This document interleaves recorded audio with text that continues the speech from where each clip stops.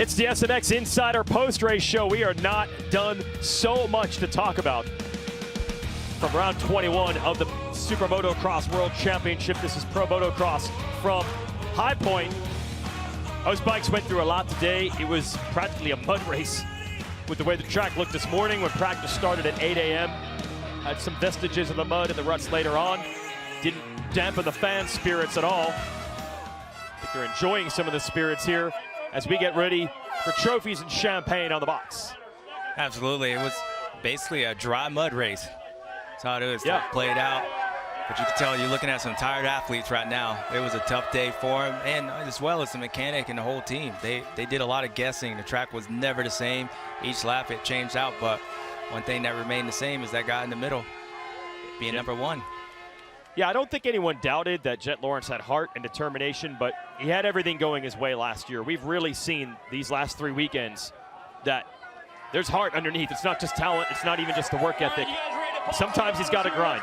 Oh, 100%. Jet wouldn't be a champion without heart. I mean, so that's something that you can never guess. I wouldn't even think that was even an option really with him, or even a talking point. But I think what you're seeing is his versatility. Okay. Like, he's been more versatile, and when things aren't going good, that's where you see like the grit that the kid can win in a multitude of different ways.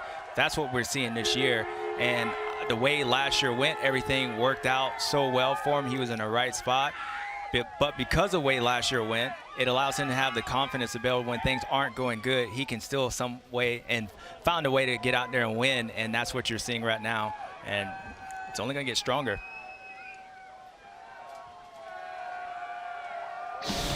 Here are the highlights. Round 4 Pro Motocross from High Point. First 450 moto of the day. Lawrence brothers off to a great start in the 96 Hunter, the one of Jet Lawrence. Yeah, my bad on that. I actually thought Phil got 2 hole shots. He was just up front that first one. It was both the Lawrence boys out front, and they stayed out front, and it looked like Dylan Ferrandis made his way up trying to catch those guys, and then he started getting caught by Justin Cooper. Justin makes his way up into 3rd place, I believe. And then it was up left to these two battling it out for the lead. It was wild. Hunter and Jet back and forth, and a little mistake from Hunter. Mistake from Hunter. We saw that all day long. The track was very tough for these guys. And yeah, as soon as he made that mistake, Jet said thank you. And then we see Justin Cooper make the same mistake, except for he lost a little bit more time. And then the brothers were going at it. And then Chase Sexton was in 3rd place, was trying to catch those guys, catch the 2 guys in front of him, but it seemed like that was a day of mistakes that was made a lot, and it's how close it was to the end, Jake. This is the last lap, yeah, James. Hunter never let Jet go. Checker flag at the top of the hill, and it was less than a second between the brothers in the end, but Jet again figuring out a way to get it done. That was a good one, but I think Moto 2 might have been even better. Sexton a better start, but Nicoletti the best of all. Now I got it right. Phil did get the whole shot. His playing his own little keys to the race. Rode good. He was trying to hold on, but Jason Anderson wanted to get in the party. The first time, I believe this year, that he actually was in the lead. And Jason looked good for a while. He was able to get out by almost a 5-second lead, starting to pull away while Jet was trying to find his form. He was pulling away. And then it was Chase Sexton finding the flow and going after Hunter Lawrence, was able to make the pass. Then he went after Jet Lawrence as well. Now this is interesting. Anderson, it looks like he's giving up the lead to Jet. No, he's got a plan here. Now he was like, I'm just playing with you, I'm just playing. And watch his line, it just goes a little slower. Then that corner goes the other way, and he just keeps going out there. But that was a little bad blood from what happened a couple weekends ago, and Chase Sexton had the BOGO special, and then he thought he had it. He was walking out the store, and then he realized he had to take the receipt back, and Jet Lawrence said, I'll take that back, please. Goes up the inside of him. Nice move by Jet. Not over. Sexton does not give up on the pursuit. He had a great line here. Chase had some really good lines. Goes up on the inside of Jet, and another pass. These two were going back and forth, and moments where Chase would pull away, then make a mistake, and vice versa. And Jet, same corner as earlier, goes back around Chase Sexton. And that puts Jet back into the lead. And then Sexton still not giving up on the downhill. Nice line. He just said, forget it. Let off the brakes, went down the inside, got around Jet, and then that was a moment where you're like, okay, is this it? Chase Sexton's got a little gap, and then he goes in here and loses the front end. tough position. That corner gave away from him, but even bigger than the crash was the momentum that he lost right here. That was tough for Chase, excuse me. Yeah, and good for Jet. Shoulder wasn't quite 100% today, but he engineered a 1-1 after some serious challenges from his brother in Moto 1, Sexton in Moto 2. Good congrats between the top 3 today. And then the big cheers from the podium. These are the results. Lawrence scores the most championship points today. That gives him the overall win. Sexton and Lawrence 2nd and 3rd. Plessinger way 4th, Justin Cooper 5th. Ferrandis showed some signs early in the day, but ends up 7th behind Anderson, Barsha, Stewart, and McElrout. That rounds out the top 10. And these championship standings, Pro Motocross 450 class, only 8 between the top 3. Completely different than it was last year. I mean, this championship's still open, even though Jet Lawrence's season of momentum, you got to believe Hunter Lawrence and Chase Sexton's right there. They just got to capitalize a little bit better than they have been. That's it on the points. Let's go to Jason Thomas. Well, Lars Lindstrom, team manager, Honda HRC. First off, congratulations on all the success, not only with Jet and Hunter, who were just up here, but also Chance Hymas and Joe Shimoda. Chance has really taken a big step forward. Can you talk about some of the bike changes and the progress you guys have made? I know there's been a lot of testing and a lot of work done behind the scenes. This wasn't an accident for everybody to be up here today. No, it isn't, obviously. It never is. I think with Chance Hymas, though, honestly, it's been a lot of him, a lot of him getting to learn his body and what he needs to do to make it perform, because he's had speed for a long time. He's been able to show us these like glimpses of what he can do, and then now that he's figured that out, he's got the endurance, which has gained him the confidence to take it to the next level. So now he's bummed out with a 3rd place, which is unbelievable. And then Joe has been a lot of work trying to get him comfortable, quite a bit different settings than what the other guys like, and it's been a little bit tough to learn what he wants, how to communicate with him. But I think we're getting there, and he's getting happier, and he's getting frustrated with another 4th, which it's only a matter of time before he steps it up. And then what can you say about the brothers, right? Unbelievable, another race. A lot of 2022 outdoor vibes from the 250 days here, and then that last race with Chase too. Props to Chase too. I mean, when he, from personal experience, I know when he's on, he's on. So it was cool to see them battle it out, and he just got us for that 2nd place with Hunter. But next time. Well, speaking of all the work you put in, a quick question about Jet, right? We still know he's still ailing from the shoulder, probably some other injuries too. He mentioned earlier, and we spoke with Darren Lawrence about things that they can do to help him ease up on the motorcycle today that are going to allow him to ride a bit easier, maybe make that injured shoulder not hurt so much. Are there things like chassis-wise that you guys can do behind the scenes, whether it's going softer on compression or anything like that that's going to help on a day like today when Jet's not 100%? Yeah, I mean, I think we're always working on that, finding that balance of too soft, too stiff, and everything. You know how that works. It could go kind of either way. Too stiff might be not so bad sometimes for whatever you got going on with your body. But I think that along with Doc G helping tape him up, do his thing. I mean, this weekend was a lot better than last weekend body-wise. I didn't really hear too many complaints. And now that we have a weekend gone off, I think we'll be all right. But bike-wise, since we went back to the last year's spec and kind of are back to clicking around on that, both the boys are pretty happy. I mean, this track is brutal. It's so different from what we had last weekend with the amount of ruts and the rain that we had yesterday into today. But it's a man's track, and I mean those guys rose to the occasion. Great job, Jason. Boys in red are on fire down here. It continues, whether it's the hills of Colorado or the hills of Pennsylvania. They're still figuring out ways to get it done. That's your High Point National in the 450 class.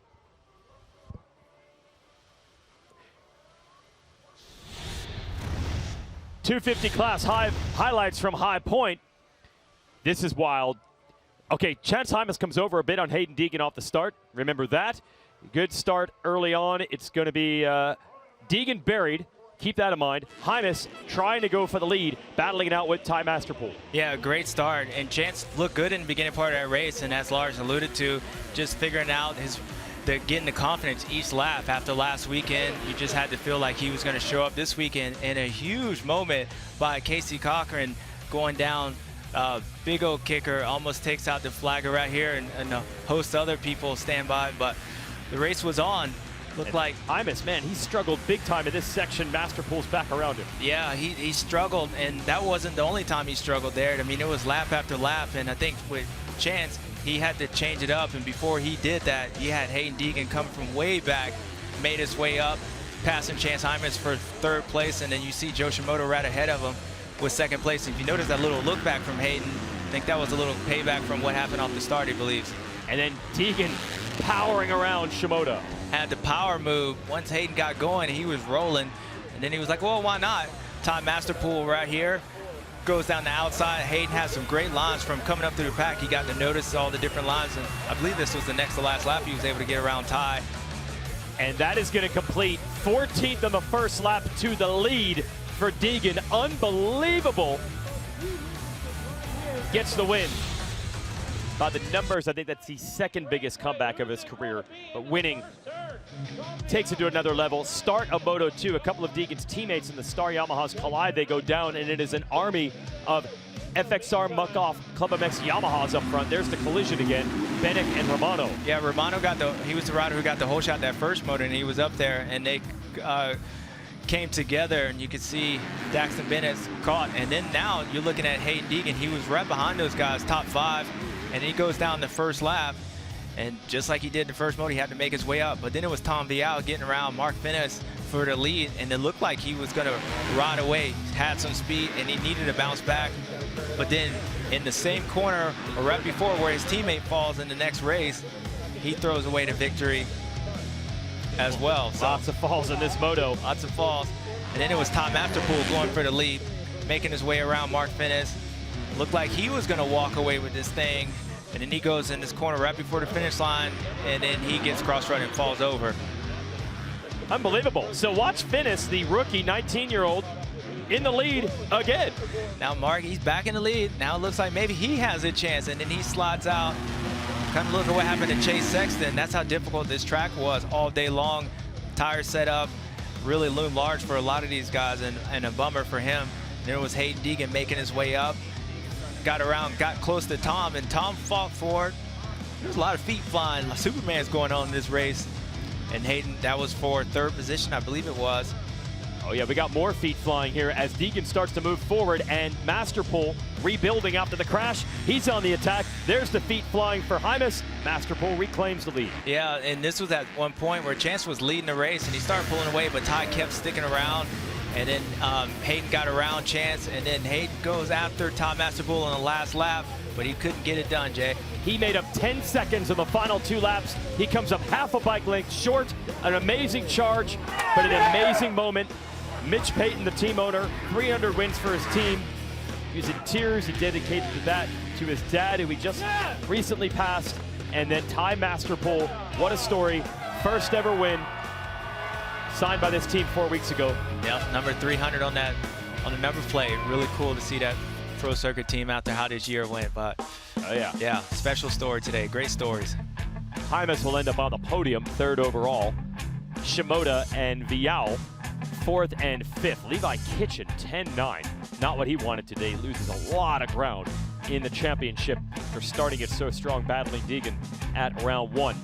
Those are the results from High Point in the 250 class. It's hard to figure what story's bigger, the unbelievable comebacks for Deegan, the points lead that he continues to stretch, or just the feel-good story of Masterpool, who's 6th in the standings, but really it's all about getting this win for him and his team. Let's get more on that. Send it to Katie Osborne.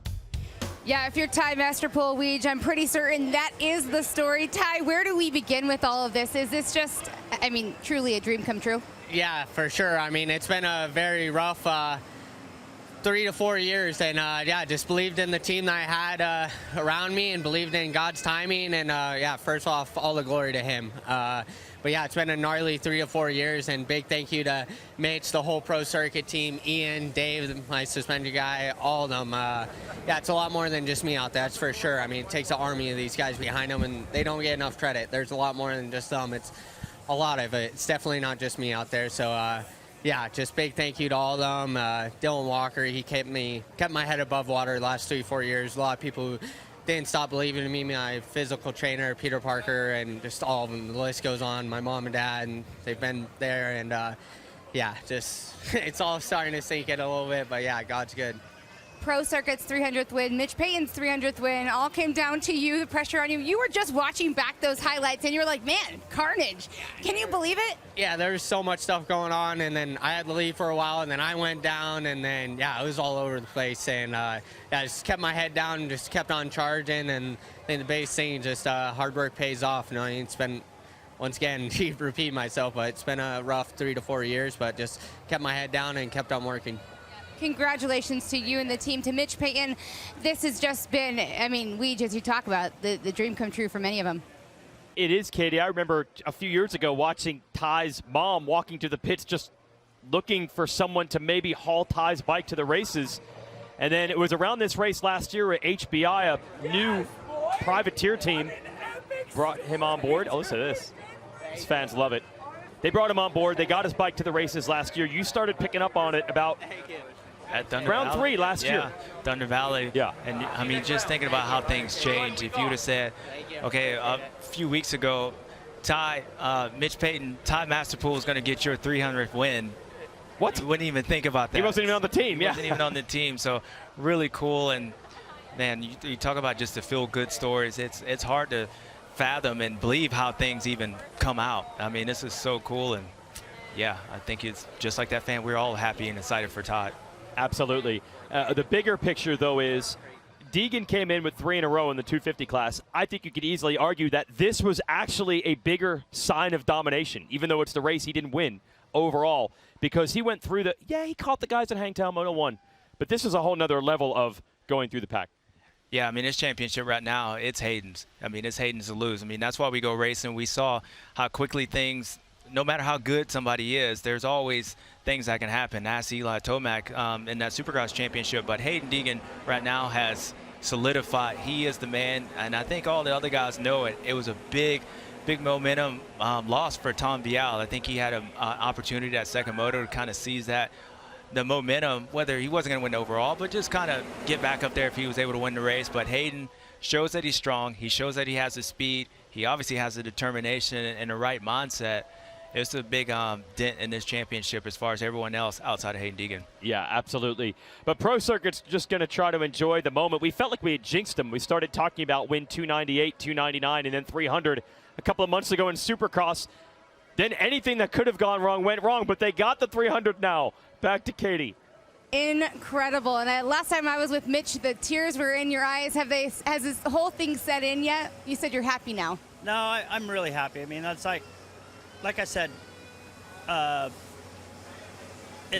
we started in '91, and I said Brian Swink won our first race, and Ty, you know, like for him to come from where he came from and to come back and get here with a fill-in ride, like just 2 days before the national, hop on the bike, get used to it within a week or so, you know, and to do that today was really amazing. So like I'm really, really happy for him, happy for the team and all the group that helped us do this. You know, like that's so many mechanics and people that did it, you know, Kawasaki and Monster for always supporting us and stuff like that. It's pretty cool. And in a nail-biting way, too. Yeah, like for a second I thought, oh, like, we got it. And I'm like, dude, like he's coming and like you better get going. And then he was right there at the end. So like Hayden's riding really good. So like kudos to him, but like he won and I'm really stoked about it. Yeah, well, congratulations to you, the team, everyone beneath you, making this dream happen, if you will. What I really like, though, is you had told Ty before that moto, that mid part, you got to do better. And you know what? I think he did for you. He was a lot better. You know, like just that the first one, I thought he had a comfort zone and kind of sucked up a little bit. And I'm like, man, you got to run and get so far away they can't catch you. And we watched the lap times and we kept like 12, 10, and I'm like, we're all right. And then all of a sudden, we weren't okay. So he needed to pick it up at the end, and he did. So that was awesome. And like I said, for me, I wanted to do it before my dad passed away, and didn't get it done, but I'm stoked. Congratulations. Yeah. A great dedication here on Father's Day weekend. There it is. Thank you, Katie. And we've been holding this footage for a while. This is win number 1, the first race ever for the team. the beginning of the 91 season when they were known as the Peak Pro Circuit Honda Squad, and Brian Swink, the late Brian Swink, battling Ryan Hughes to the gate, to the line, and got that win. Yeah, they're really cool, and Mitch has had some guys on that team, including Jeremy McGrath, Ricky Carmichael. I mean, a lot of people. I've had a long time. I've known Mitch, had a personal relationship with him, and just to see the emotions from him is really cool. That's one of the hardest working mans in this sport, and so I'm so happy for him and that team, and even Tom Mass. That's really cool. Yeah, just a legend. He's kind of like the Roger Penske, you could say, of the Super Motocross paddock. 41 different riders, by the way, have contributed to those 300 wins for that team. That's the 250 class. 450s. We talked about the grit and the heart and the determination for Jet Lawrence. I thought several times that Chase Sexton finally had it. He would pull away, and Jet just wouldn't quite let him get far enough. He just found a way to keep himself in it. Yeah, and that's what he does. I mean, he does. He was injured last weekend. He was able to just stay around, let the race come to him, and he was able to answer that bell and get that win, that second moto. And the same thing with this one. Looked like at one point Chase had him, and even Jet said at the end of the race it was Chase's victory. But the kid now he just does it whatever way it needs to be done. He looks the same as far as his riding style, but he's figuring out a way to just win when he doesn't have his stuff, and he's hurt. And I mentioned earlier, people ask me like, oh, he's going to get faster. I'm like, no, he wouldn't. What he's doing is what he's doing right now. What he get better at is figuring out how to win on off days. And that's what comes with experience. And Jet's figuring that out, and he's already figured it out. And today was a huge blow for the KTM squad in general with Tom Vial and then what Hayden Deegan was able to do. And the same thing with Jet. The points are still right there for Chase, but it's going to be hard to bounce back from this one emotionally-wise for him for sure. It's way, way down the line. I didn't want to go here yet, but the mind starts to boggle when you see those performances from Hayden Deegan and those performances from Jet Lawrence. There's some fans out there rubbing their hands together. What could be on the horizon a few years down the line, but we'll get there. We'll get there. We're going to think about Southwick first. We'll have a weekend off before we get there. We'll introduce our reporters with some final thoughts. First, we'll go to Jason Thomas. I come to you today with a question about inevitability. We came into this championship, and everybody was pointing towards Jet Lawrence to be this champion again. He went 22-0 last year. There was never a doubt whether he was going to be champion in that series last year. It felt like that same thing this year, and then everything came unraveled at Hangtown. But now we're 2 rounds later. Jet Lawrence has won both of those rounds again, and no, he does not have the red plate. But are we just delaying the inevitable? And Chase Sexton and Hunter Lawrence would both probably be very angry with that statement and that question from me. But that's what everybody's going to be wondering going into this offseason is, can we find a way to beat this kid? Because as James mentioned, he's winning without his best stuff. What happens when he gets his fastball back? Can they do anything about it?